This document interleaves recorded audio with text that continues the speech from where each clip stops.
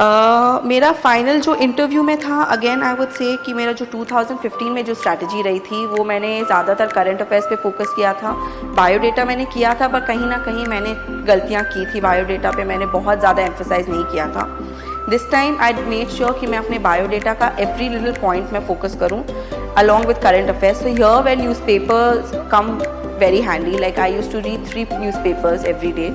क्योंकि इस टाइम ऐसा होता है कि आपके पास बहुत ज़्यादा पढ़ने के लिए नहीं होता है, so you can give that to every newspaper.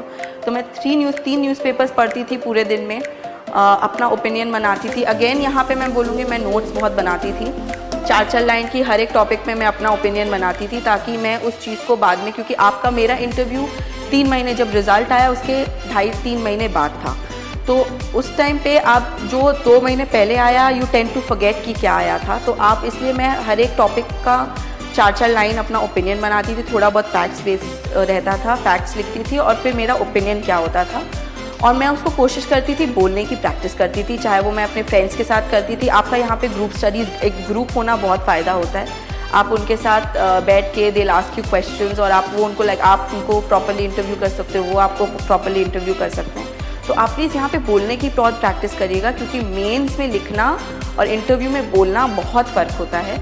तो इसलिए आप बोलने की प्रैक्टिस करिए, आप मॉक इंटरव्यूज़ दीजिए, क्योंकि ट्रस्ट मी यहाँ पे मॉक इंटरव्यूज़ मैंने कम से कम 8 से 9 मॉक इंटरव्यूज़ दिए हैं।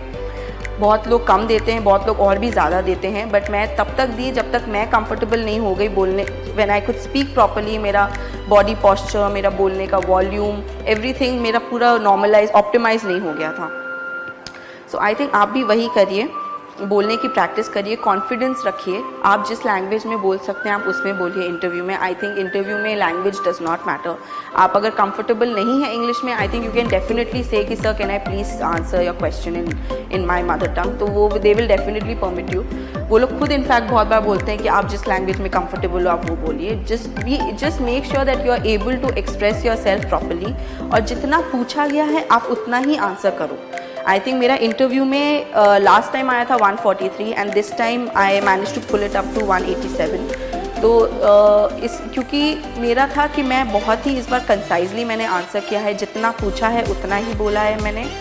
और क्वेश्चंस को ठीक से सुनिए, सारे मेंबर्स को आप नॉर्मली एड्रेस, आप प्लीज़ कॉन्शियस मत होइए कि आपको हर एक मेंबर को देखना है, ऐसा नहीं है। आप जैसे नॉर्मली इंटरव्यू में रहते हैं आप एक मेंबर को देख रहे हैं, बट मेक श्योर कि आप कोई आपको अपना ओपिनियन दे रहा है कोई मेंबर, तो आप उसको कट ऑफ ना करें, उनके पॉइंट को यू जस्ट अच्छे से लें और उनको just thank them for their point, just tell them that sir I take your point into consideration, thank you so much.